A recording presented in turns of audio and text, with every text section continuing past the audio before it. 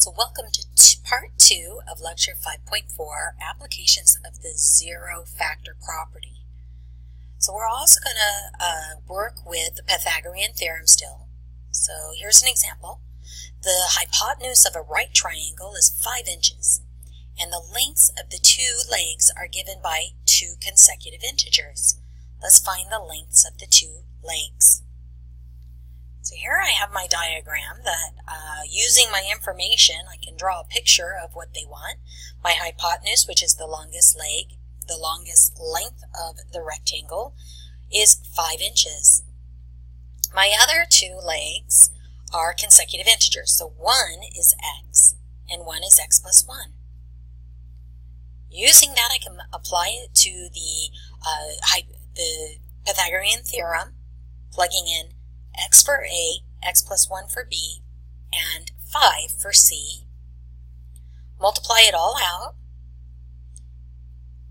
giving me 25 equals 2x squared plus 2x minus 1.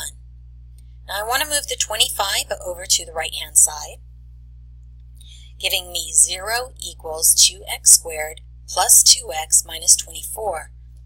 But before I factor it, I do see there's the greatest common factor is 2, so I can factor out the 2, giving me 2 times the quantity x squared plus x minus 12. Now I need to factor the x squared plus x minus 12. That comes down to 2 times x plus 4 times x minus 3. Now 2 is just a constant, so I don't need to set it equal to 0. But I do need to set the terms with the variables to 0 to see what the terms might be. X plus 4 equals 0 will give me x equals negative 4. Again, my length is not going to be negative, so I can rule out that. Remember, it's mathematically correct, but logically implausible to have a negative length. X minus 3 equals 0, so x equals 3. So my dimensions, the lengths, are going to be 3 inches, and then x plus 1 is 3 plus 1 equals 4, and 4 inches, and then my hypotenuse, remember, was 5 inches. Let's change gears here just a little bit, and we're still considering our zero factor property. So let's say a company manufactures X hundred items for the total cost, where the C cost equals 300 plus 500x minus 100x squared.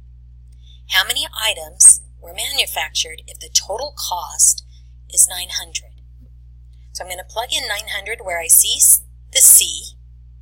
So 900 equals 300 plus 500x minus 100x squared. Bring everything to one side, and considering I have a negative x squared, I'm going to go ahead and move everything from the right to the left-hand side. I don't care if the x's are negatives. I don't care if the constants are negative. I really do want my x squareds to be positive. It just makes factoring a lot easier. So I get 100x squared minus 500x plus 600 equals 0. Well, that's large numbers, but we can factor out a GCF here. 100 is our GCF.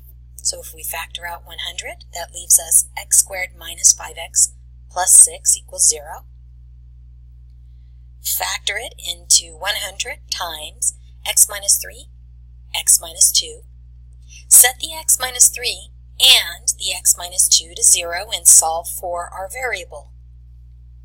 If we do that, we get the option of x equals 3 and x equals 2.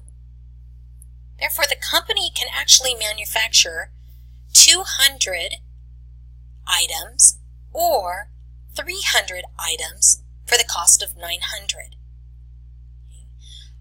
What would behoove the company is if they manufacture the larger amount and then sell the larger amount, they would make more money and more revenue in the end.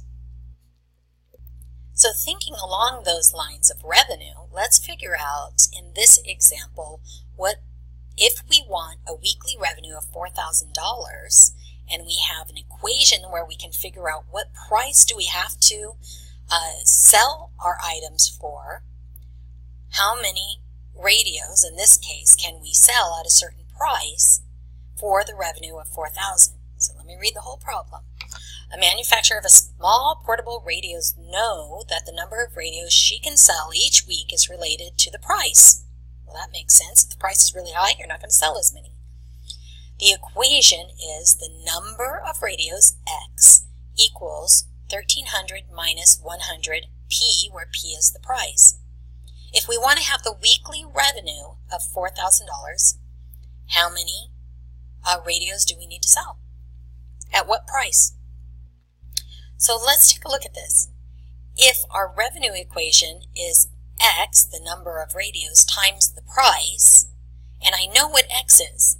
X is this 1,300 minus 100P. I can plug that in for X, giving us 1,300 minus 100P, that quantity, all times P. Distribute the P. We know our revenue is going to be $4,000. We're going to solve this equation, distribute the P, move everything to one side. Again, I'm going to move the right-hand side to the left just so I have that P squared to be positive, leaving me with 100P squared minus 13P plus 4,000 equals 0. I need to factor it.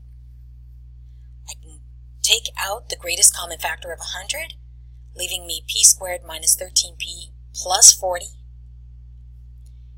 When I break that down, two numbers that multiply to 40 but add to negative 13, it's going to be negative 8 and negative 5. I want to solve P minus 8 to 0, set P minus 5 to 0. That gives me a price point of either $8 or $5. So if the price can be either the $5 or the $8 to earn the revenue of $4,000. Now you might think that's a little bit odd, but because there is some cost involved for selling radios and determining whether the price is too high or too low or just right, that will determine what your revenue is. In this case, we have two options, $5 or $8, and it would be up to the seller as to if they want the higher price or the lower price.